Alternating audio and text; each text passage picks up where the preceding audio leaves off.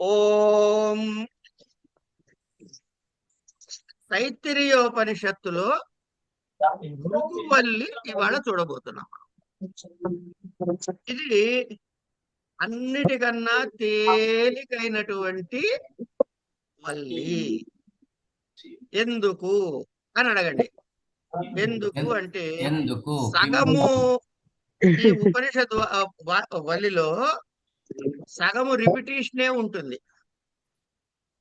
ఎలా రిపిటేషన్ ఉంటుందో తర్వాత చెబుతా.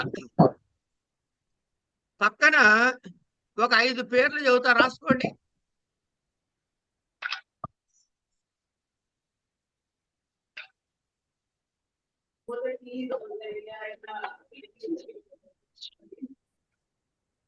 రాసుకున్నారా?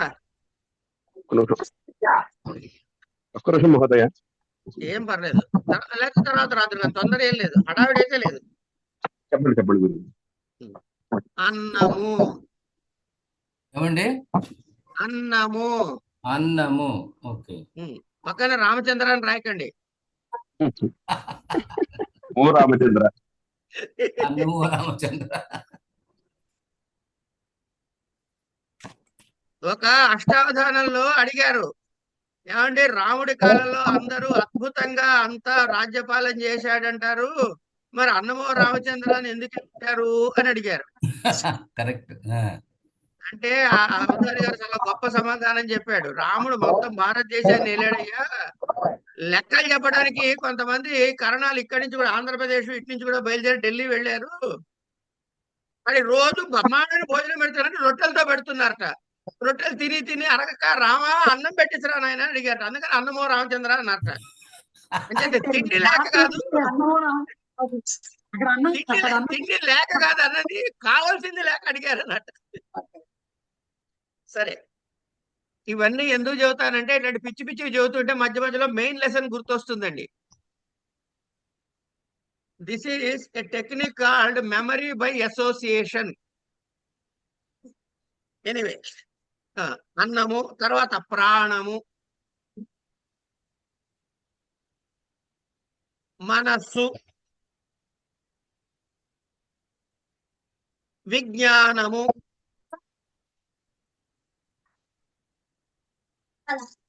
ఆనందము,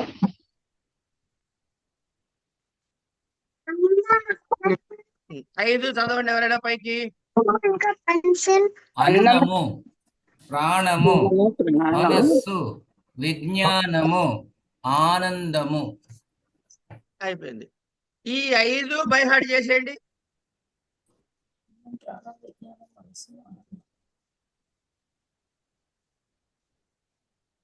అన్నము, ప్రాణము, మనసు, విజ్ఞానము, ఆనందము. అన్నం తింటే ప్రాణం నిలుస్తుంది, మనసు కుదుట పడుతుంది, తర్వాత చదువుకుంటే విజ్ఞానం వస్తుంది, దానివల్ల ఆనందం కలుగుతుంది. అయిపోయింది. ఓకే, ఇక భృగువల్లిలోకి వెళ్దామండి మనం. భృగుర్వై వారుణి వరుణం పితరముపససార అధీహి భగవో బ్రహ్మేతి తస్మాత్ ఏతత్ ప్రవోచ అన్నం ప్రాణం చక్షుశ్రోత్రం మనోవాచమితి తగుంహోవాచ యతో. ఇక్కడ ఈ లైన్ రాసుకోండి అమ్మా, ఈ పుస్తకం వాడి అండర్లైన్ చేసుకోండి. యతో వా ఇమాని భూతాని జాయంతే ఏన జాతాని జీవంతి యత్ ప్రయంత్యభిశంవిశంతి తద్విజిజ్ఞాసస్వ తద్బ్రహ్మేతి. ఇక్కడి వరకు రాసుకోండి. లైన్ చేశారా? అండర్లైన్ చేశారా? రైట్. అనండి పైకి. ఆ వాక్యాన్ని మీరు నోటితో పైకి అనండి, మిగతా వాళ్ళు వినండి. ఆవిడ తప్పు చెబుతారు, పట్టుకోవాలి అందరూ. యతో వా ఇమాని భూతాని జాయంతే ఏన జాతాని జీవంతి యత్ ప్రయంత్యభిసంవిశంతి తద్విజిజ్ఞాసస్వ తద్బ్రహ్మేతి. చాలు. నీలిమ.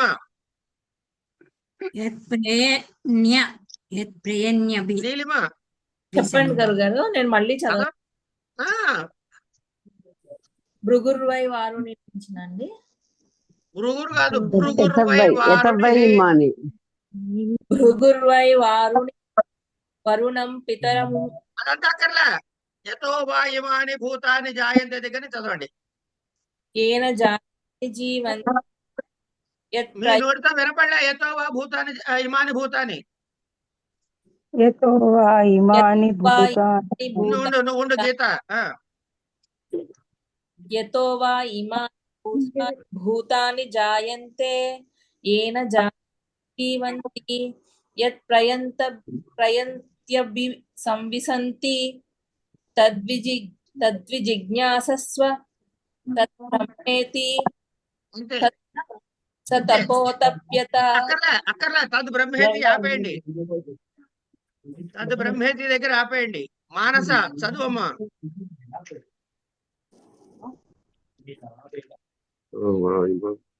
ఓకే, శివరామ శర్మ గారు చదవండి సార్. యతో వా ఇమాని భూతాని జాయంతే ఏన జాయంతి జీవంతి ఏన జాతాని ఏన జాతాని జీవంతి యత్ ప్రయత్న్యామి సంవిశంతి యత్ ప్రయత్న్యన్ అభిశంవిశంతి యత్ ప్రయత్నమభిశంవిశంతి తద్విజిజ్ఞాసస్వ తద్ బ్రహ్మేతి. అంతే అంతే అంతే. మానస చదువమ్మా. బాబాయ్ గారు నాకు అంటే పొరపాటున 2 పేపర్ 1లు ఇచ్చారు. ఈ పుస్తకం నా దగ్గర లేదు. 2 నో పేపర్ ప్రాబ్లం, వదిలేసే, పర్వాలేదు. సత్యసాయి గారు. అలాగే యతో వా ఇమాని భూతాని జాయంతే యాన జాతాని జీవంతి యత్ ప్రయత్యంతభి సంవిశంతి యత్ అభిశంవిశంతి యత్ ప్రయత్యన్ అభిశంవిశంతి తద్విజిజ్ఞాసస్వ తద్బ్రహ్మేతి స అంతే. తపో. అంతే అంతే, అక్కడ వరకే. ఈ వాక్యాన్ని మీరు నోటికి చేసేయండి. అందుకని అందరితో చదివించాను. ఈ వాక్యాన్ని నోటికి వచ్చి, ఇందాక 5 పేర్లు చెప్పానే, ఈ 5 నోటికి వస్తే సూక్తం వచ్చేసినట్టే. సూక్తం మొత్తం చెప్తా ఎలాగో ఇప్పుడు. నీలిమ గారు హ్యాపీ. ఎగ్జామ్ తొందరలో ఉంది కదా, అందుకని.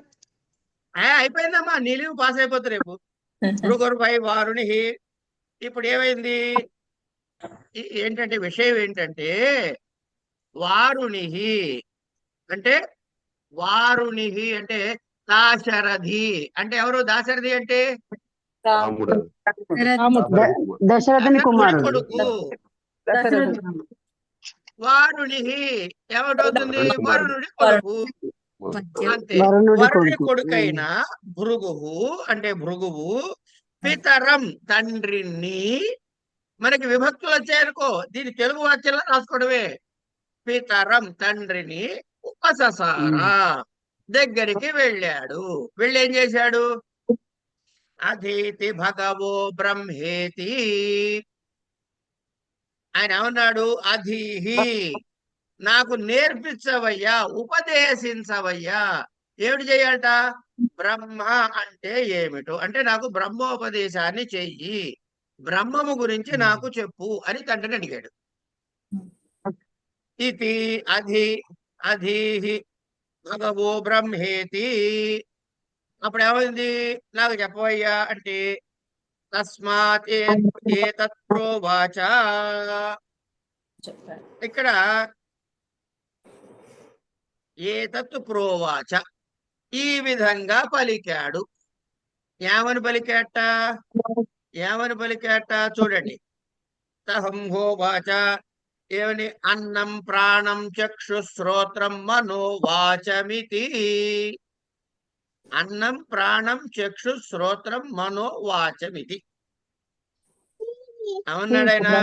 అన్నము ప్రాణము నేత్రము శ్రోత్రము మనోవాక్కులు ఇవన్నీ కూడా నాయన బ్రహ్మని కనుక్కోవటానికి ఉపలబ్ధికరమైన మార్గాలు అన్నాడు.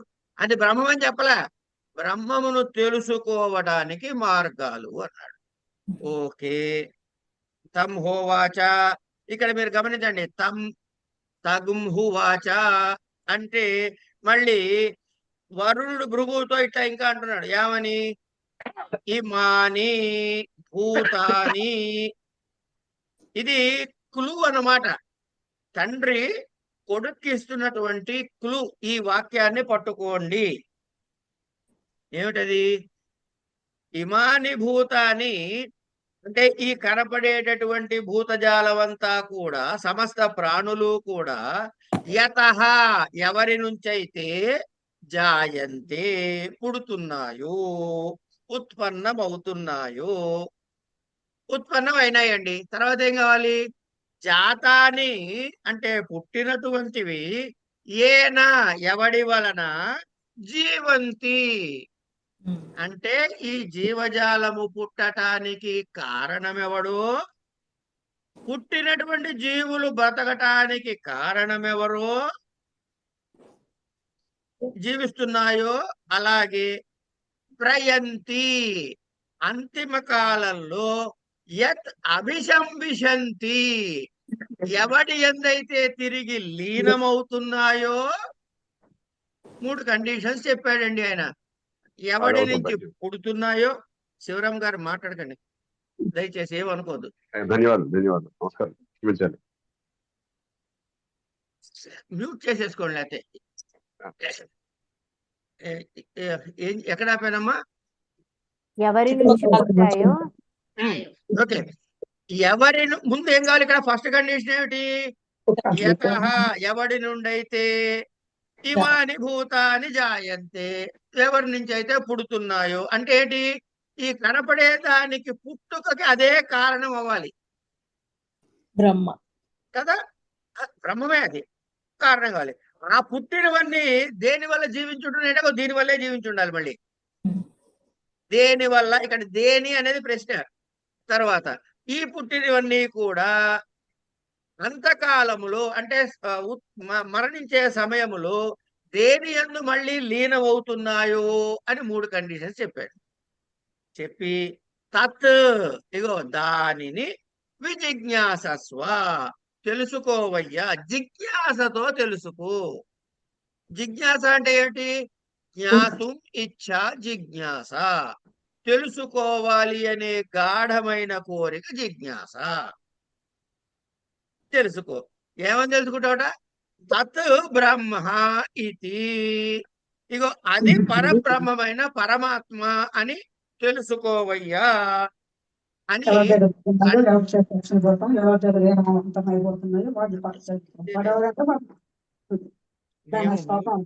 మాట్లాడుకుంటాం.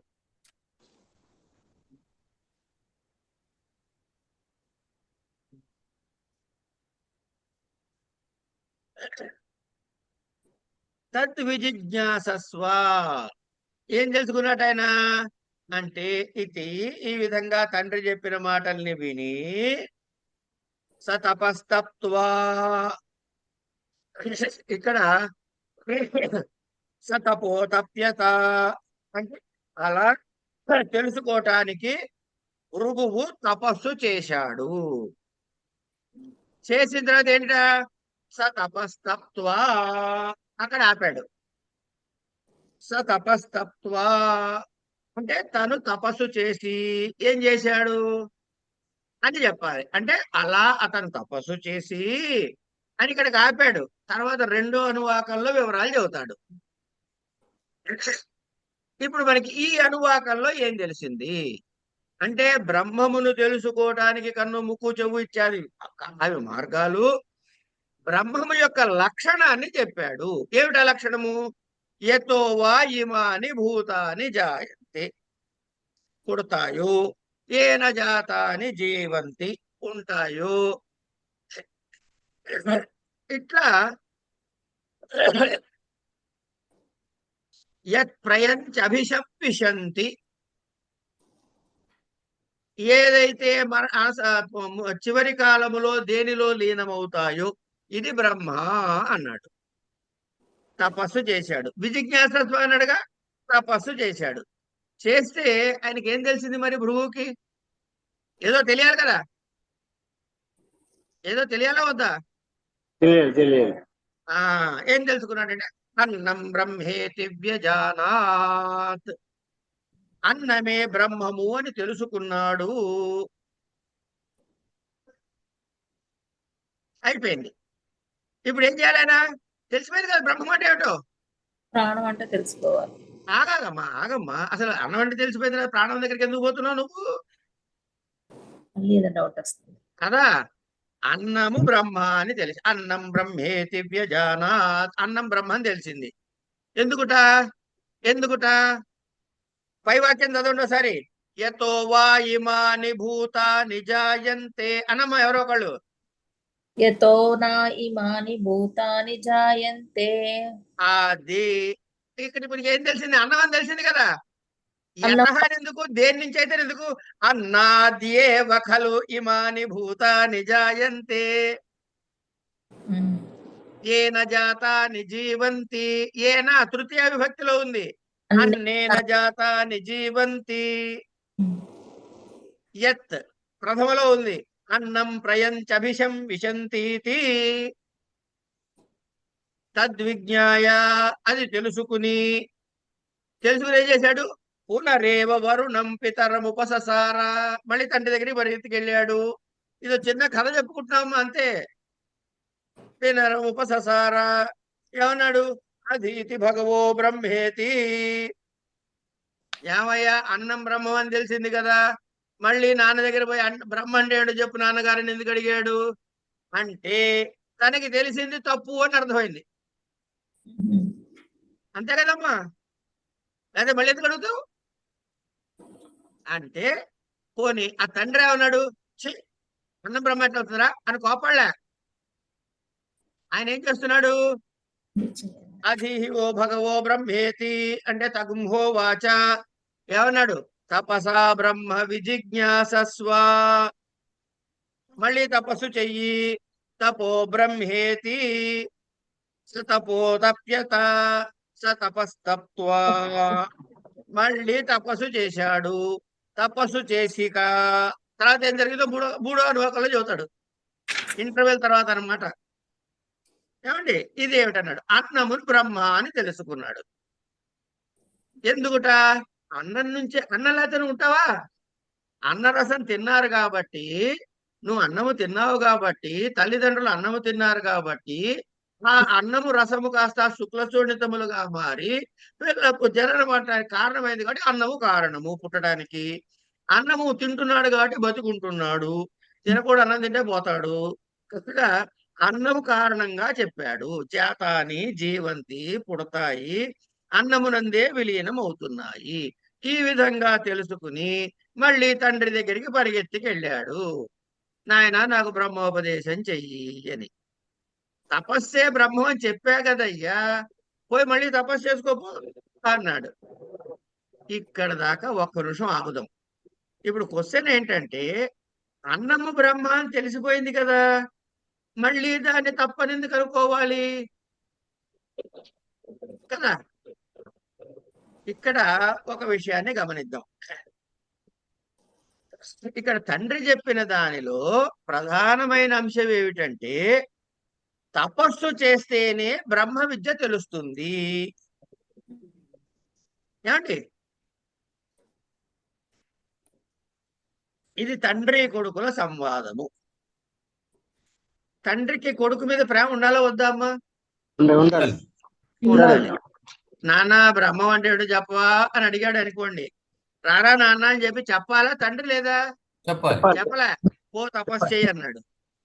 అంటే బ్రహ్మజ్ఞానము కలుగుట చెబితే వచ్చేది కాదు నాయన, అనుభవంలోకి రావాలి. ఇది ఫస్ట్ పాయింట్. కొడుకు కదా అని ప్రేమతో విషయ విధేయం చెప్తే చచ్చినా అర్థం కాదు. కనుక అనుభవంలోకి తపస్సు చేసి సాధించాల్సిన విషయము బ్రహ్మజ్ఞానము ఒకటి. తర్వాత ఇక్కడ విషయం గమనించండి, ఆయనకు ప్రశ్న పుట్టింది మనసులో, బ్రహ్మము అంటే ఏమిటి అని. మనకి లైఫ్ లో కూడా ఇదే ప్రశ్న పుడుతుందండి, ఫలానా అంటే ఏమిటి అని. పుట్టంగానే మనం బాగా దాని మీద ఆలోచన చేస్తే ఆ ప్రశ్నని దీని ఆన్సర్ అండి దీని ఆన్సర్ అండి 10 మందిని అడగకుండా మనలోనే ఆ ప్రశ్నని పెట్టుకుని దాని మీద చింతన చేస్తే ఏం జరగచ్చు? ఒకటి, ఆ ప్రశ్నకి సమాధానం దొరుకుతుంది. లేదా ఈ ప్రశ్న చాలా పిచ్చిగా వేసుకున్నా నేను, ఇలా కాదు వేయాల్సింది అని ప్రశ్నని మరొక విధంగా లోతైన ప్రశ్నగా మార్చుకోవచ్చు.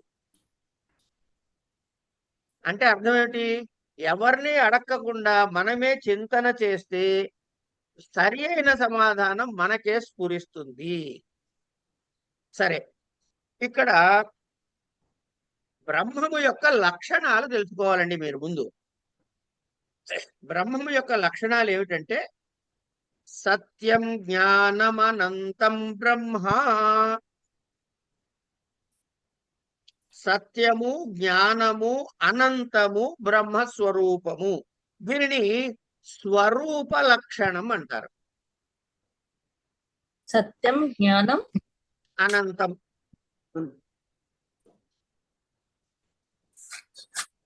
ఇది స్వరూప లక్షణము అంటారు. ఇంకోటి ఉంది తటస్థ లక్షణం అని ఇంకోటి ఉంది. తటస్థ లక్షణం అంటే ఫంక్షనల్ డెఫినేషన్ అనుకోండి కాసేపు. అదేమిటి? యతో వాగిమాని భూతాని జాతాని ఏన జాతాని జీవంతి ఉంది కదా, ఆ వాక్యము తటస్థ లక్షణం. ఇప్పుడు మనకి ప్రపంచం అంతా కనబడుతోంది కదమ్మా. ఒక చెట్టు కనబడుతోంది, ఒక పుట్ట కనబడుతోంది, ఒక ఆవు కనబడుతోంది, ఒక ఏనుగు కనబడుతుంది, ఒక నేను కనబడుతున్నా, ఒక మీరు కనబడుతున్నారు. ఇవన్నీ బ్రహ్మమని ఎట్లా నమ్మాలండి నేను అంటే పెద్దలు ఏం చెప్పారంటే, నాయన సముద్రం దగ్గరికి ఎప్పుడైనా వెళ్ళావా? వెళ్ళారండి. బాగుంది. ఏమేం కనపడ్డాయి నీకు సముద్రం దగ్గర? అబ్బో పెద్ద పెద్ద అలలు వచ్చాయండి అంటాడు. ఆహా, ఇంకా ఏమొచ్చిందయ్యా? అదండి ఆ చివర మట్టి గిట్టి అన్ని కలిపి బోల్డు నురుగుంటుందండి అన్నాడు. ఓహో, బాగుంది. తర్వాత ఈ పెద్ద అలలు కాదండి, ఇట్లా నీళ్ళు ఇట్లా కదులుతూ కదులుతూ చిన్న చిన్న అలలు కూడా ఉన్నాయండి. ఆహా, బాగుంది. ఇంకా ఏమున్నాయ్యా? ఇంతకీ నాకు ఈ నురగంటే ఏమిటో చెప్పు అన్నట్టు. ఏం లేదండి నీళ్ళేనండి అన్నట్ట. అంటే అలంటే ఏమిటయ్యా అన్నట్ట. ఏం లేదండి నీళ్ళేనండి అన్నట్ట. కనుక చూసినప్పుడు అలా అని ఒక పేరు, పెద్ద అలా అని ఇంకో పేరు, నురగా అని ఒక పేరు, బుడగా అని ఒక పేరు, ఇన్ని రకాల పేర్లు పెట్టిన అసలు తత్వం ఏమిటి? నీరు. అలాగే ఈ జగత్తంతా రకరకాలుగా కనబడుతున్న అసలు తత్వము పరమాత్మ చైతన్యము. ఇది చెప్పడం లక్ష్యం తాత్పర్యం ఇక్కడ. తర్వాత ఇంకోటి ఉంది. మీ ఇంట్లో ఏదో ఇలాంటి హరికథలు బాగా చెబుతానమ్మా నేను, ఏమనుకోకండి. మీ ఇంట్లో ఏదో పెళ్ళి ఉంది, ఓ బోల్డ్ సామాను బంగారం చేయించాలి. అబ్బా బంగారం ఎంత ఇప్పుడు ఎంత ఉందండి? తులం ఎంత ఉంది ఇప్పుడు? నాకు తెలిసి 4,000 కొన్నా నేను బంగారం, తర్వాత కొనలే. 1,00,000. నేను బంగారం కొన్నప్పుడు 4,000 పెట్టి కొన్న తులం. మీరు చాలా వెనకబడి తర్వాత మళ్ళీ బంగారం కొనలే. మీరు వెనకబడి ఉన్నారు చాలా చాలా. సరే, ఇప్పుడు వీళ్ళు ఏం చేస్తారు ఇంట్లో వాళ్ళు? ఇగో మొన్నప్పుడు వాడికి ఫంక్షన్ అప్పుడు చిన్న ఉంగరం పెట్టారు, అది పెద్దదైంది, పట్ట తేవట్లేదు, ఆ లోపల పెట్టాను చూడు అని చెప్పి తీస్తారు. తీసి ఆ చిన్న మురుగులు, మొన్న వంగిపోయిన గాజు, విరిగిపోయిన చైను, ఇవన్నీ పేర్లు పెట్టి పోగేసి తీసుకెళ్తారు కౌసలాడి దగ్గరికి. వాడు ఏమంటాడు? అమ్మ ఏమిటి మీరు విరిగిపోయినవి అవి తెచ్చారు అనండు. ఎంత బంగారం అంటాడు వాడు.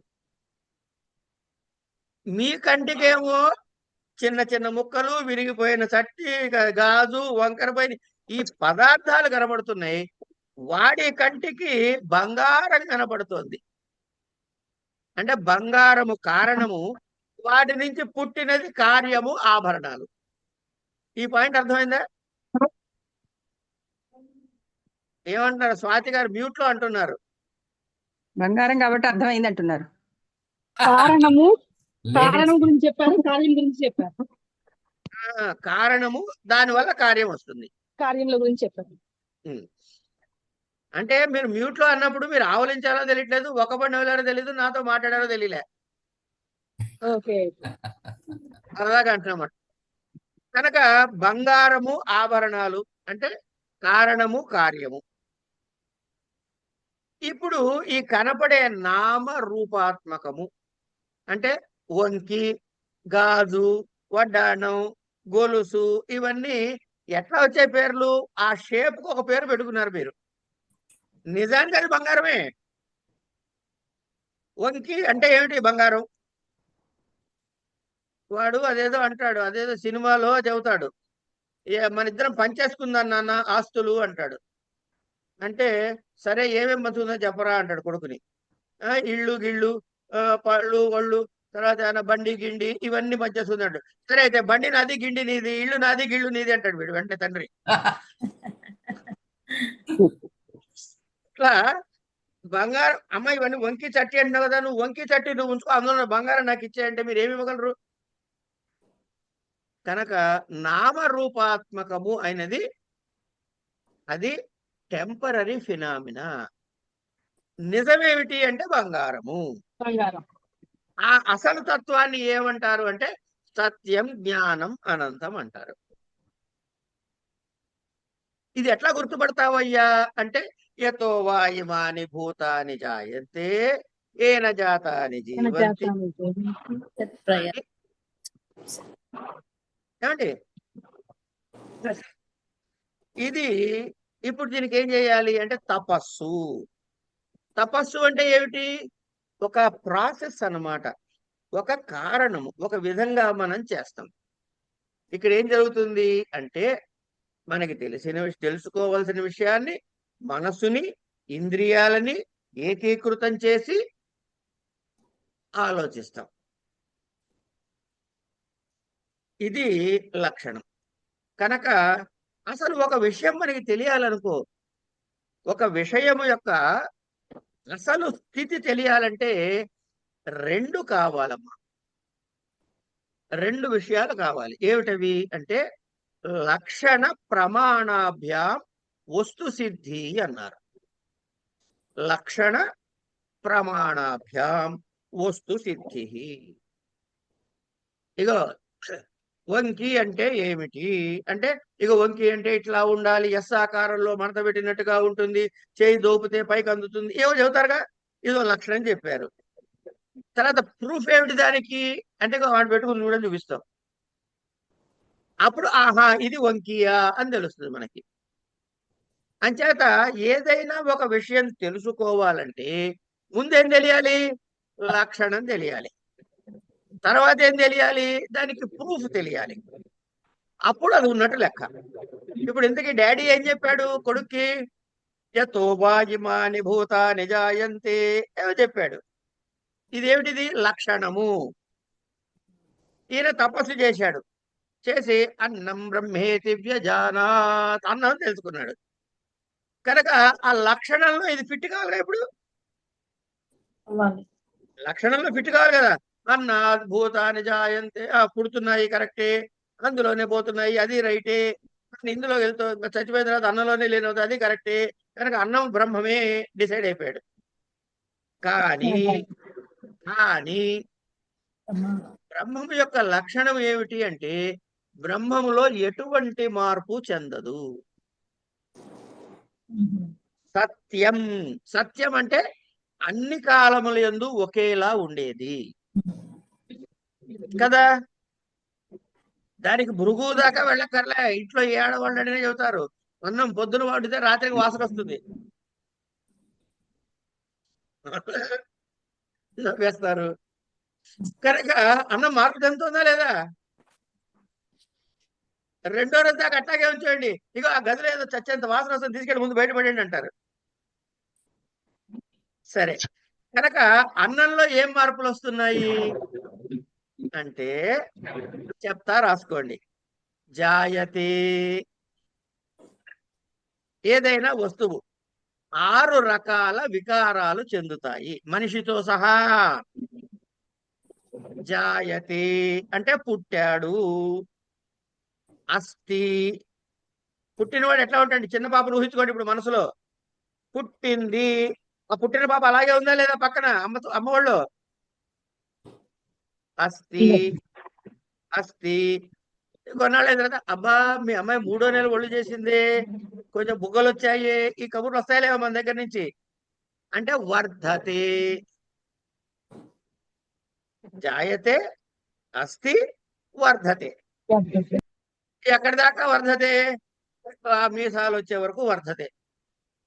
నేనున్నాను, ఓ పొడుగయ్యామో పొట్టయ్యామో ఓ స్టేజ్కి వచ్చి 5.5 అడుగులు 6 అడుగులు ఏదో పొడుగున్నాం, అయిపోయింది, అక్కడ అయిపోయాం, ఇంకా వర్ధన ఏం లేదు. కానీ నిన్నటి వరకు లేని జుట్టుకి తెలుపు రంగు వస్తుంది, నిన్నటి వరకు లేని కళ్ళకి కళ్ళజోడు వస్తుంది, నిన్నటి వరకు లేనిది ఓపిక నడుము వంగుతుంది. అంటే ఉన్న ఆకారానికి మార్పులు చెందుతుంది, పెరగడం మానేసింది, మార్పులు చెందుతుంది. విపరిణమతి. విపరిణమతి అయిన తర్వాత ఏమైంది?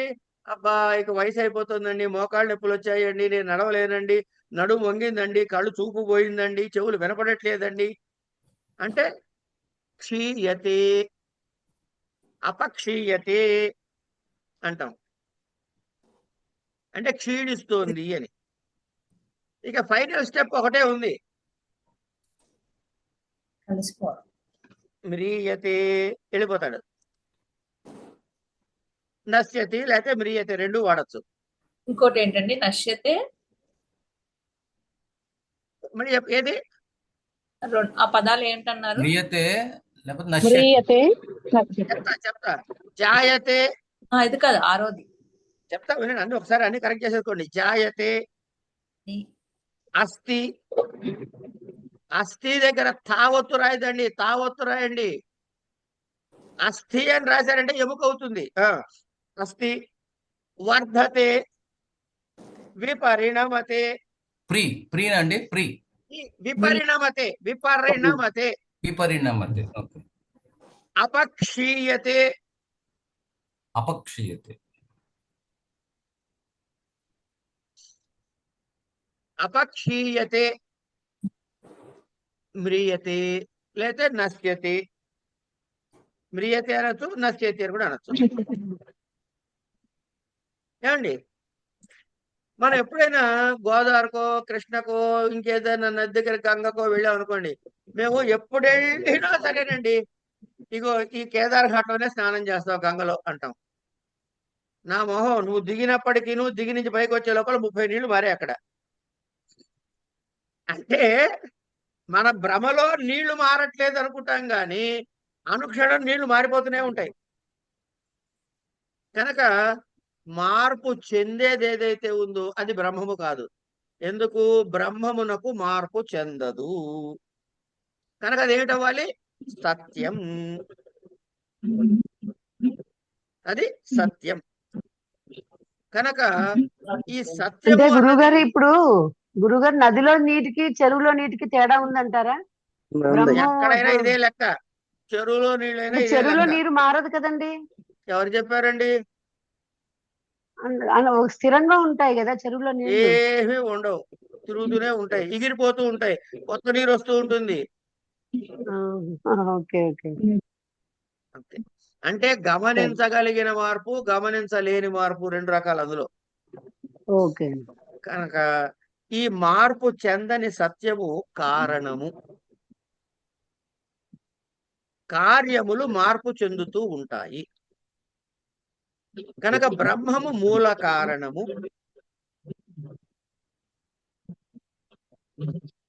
బ్రహ్మము మూల కారణము, అది సంపూర్ణ సత్యము. ఈ మాట జాగ్రత్తగా రాసుకోండి. ఇది సంపూర్ణ సత్యం. కార్యము మారునది అసంపూర్ణ సత్యము. అంటే ఇప్పుడు అన్నము బ్రహ్మము కాదంటామా అంటే అన్నం బ్రహ్మమే, కానీ సంపూర్ణ సత్యము కాదు. అసంపూర్ణ సత్యం అంటే కార్యం. ఏమండి?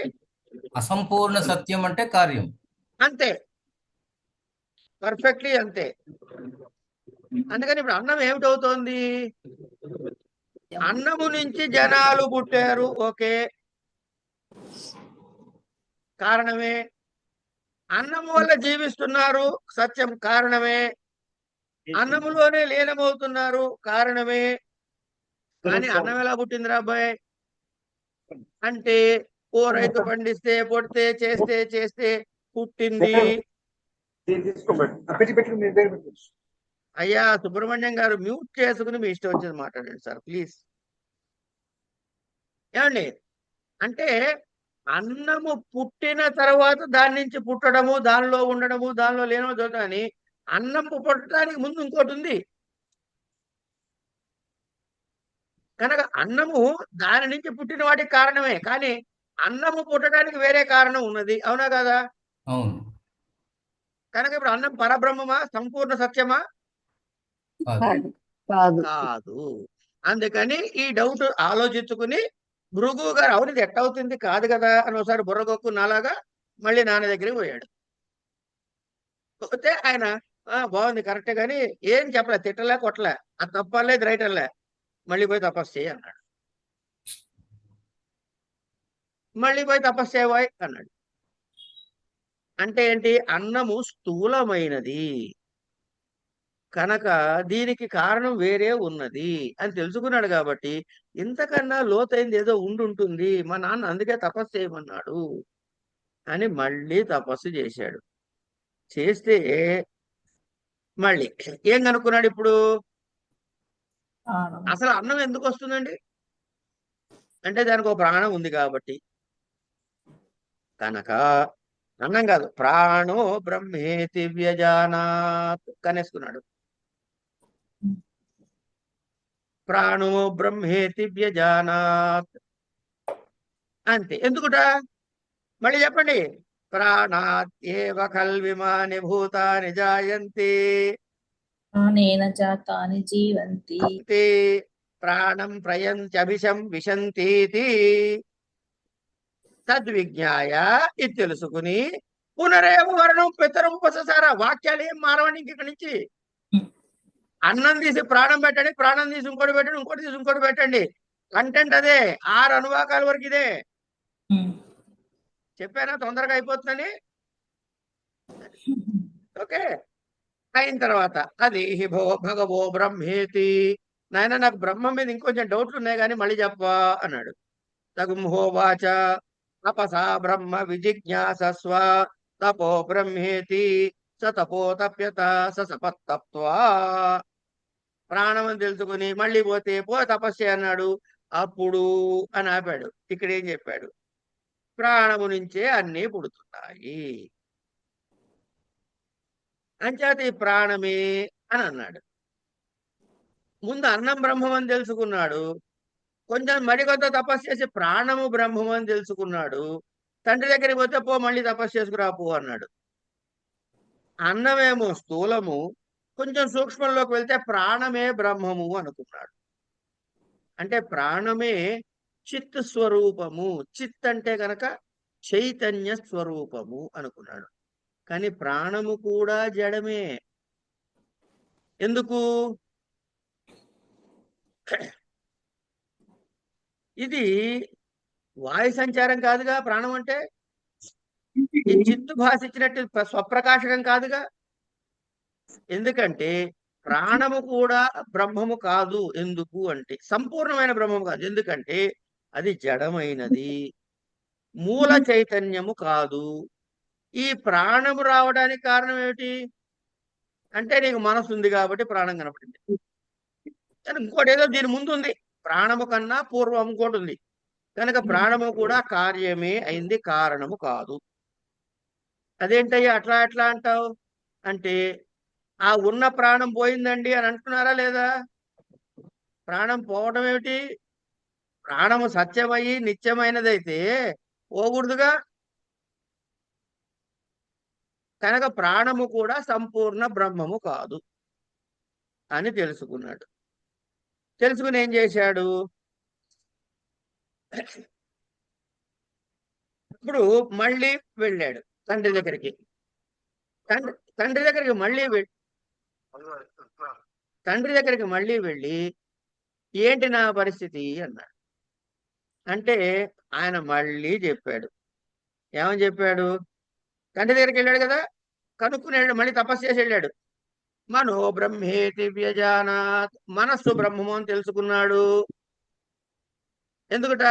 మనసా హ్యేవ కల్విమాని భూతాని జాయంతే మనసా జాతాని జీవంతి మనః ప్రయంచభిషం విశంతీతి తద్విజ్ఞాయ పునరేవ వరుణం పితర్ముపససార అదీహి భగవో బ్రహ్మేతి తగుంహోవాచ తపసా బ్రహ్మ విజిజ్ఞాసస్వ తపో బ్రహ్మేతి స తపోతప్యత స తపస్తప్త్వా. అన్నమైపోయింది, ప్రాణమైపోయింది, మనస్సే అని తెలుసుకున్నాడు. మళ్ళీ మనస్సే బ్రహ్మము అని తెలుసుకుని వెళ్ళాడు. ఎందుకంటే మనసు నుంచే అన్ని పుడుతున్నాయి కదా, మనసు నుంచే అన్ని పుడుతున్నాయి కదా అని చెప్పుకుంటూ వచ్చాడు. అంటే ఇలా తపస్సు చేసిన తర్వాత మనోమయం దగ్గరికి వెళ్ళాడు అనమాట. మనస్సు అనే దాని స్టేజ్కి వెళ్ళాడు. అంటే ఈ మనసు ఎప్పుడు పనిచేస్తోంది? అన్ని కరెక్టే పనిచేస్తున్నాయి. ఇప్పుడు మనం చక్కగా భోజనం చేస్తాం 9ంటికో ఎప్పుడో, ఆవులు ఇస్తాం, టీవీ చూస్తాం, పడుకుంటాం. అప్పుడు నీ కర్మేంద్రియాలు పనిచేస్తున్నాయా? జ్ఞానేంద్రియాలు పనిచేస్తున్నాయా? మనసు మాత్రమే ఉంటుంది. అంటే మనసే వ్యవహారం చేస్తుంది. కానీ సమాధి స్థితిలో మనసు లయమైపోతుంది. అంటే ప్రపంచం లేదు, అంటే మనసు కారణమైంది అని అందామంటే మళ్ళీ మనసు కూడా జడమనే తేలింది. ఎందుకు? అది కూడా అసంపూర్ణ కారణమే గాని మూల కారణం కాదు అని మనసు కూడా, మనసు వల్ల ఏమవుతుంది? సృష్టికి స్థితికి లయానికి కారణమవుతోంది. కానీ మనసు అనేది ప్రతిబింబించిన జడ పదార్థమే తప్ప పరమ సత్యమైన పదార్థము కాదు. కనుక మనస్సు కూడా సమగ్రమైన సత్యము కాదు. అందుకని మళ్ళీ తపస్సు చేశాడు. మళ్ళీ తపస్సు చేసి ఈసారి ఏం కనుక్కున్నాడండి? ఈసారి ఏం కనుక్కున్నాడు? విజ్ఞానం బ్రహ్మేతి వ్యజానాత్. మిగతా అంతా మామూలేనండి, అనువాకంలో ఏ మార్పు లేదు. విజ్ఞానం బ్రహ్మేతి వ్యజానాత్ విజ్ఞానాదేవ కల్విమాని భూతాని జాయంతే విజ్ఞానేన జాతాని జీవంతి విజ్ఞానం ప్రయంచభిషం విశంతీతి తద్విజ్ఞాయ పునరేవ వర్ణం పితరముపససార అధీహి భగతో బ్రహ్మేతి తగుంహోవాచ తపసా బ్రహ్మ విజిజ్ఞాసస్వ తపో బ్రహ్మేతి తపో తప్యత స తపస్తప్త్వా. ఇది 5వ అనువాకం అండి.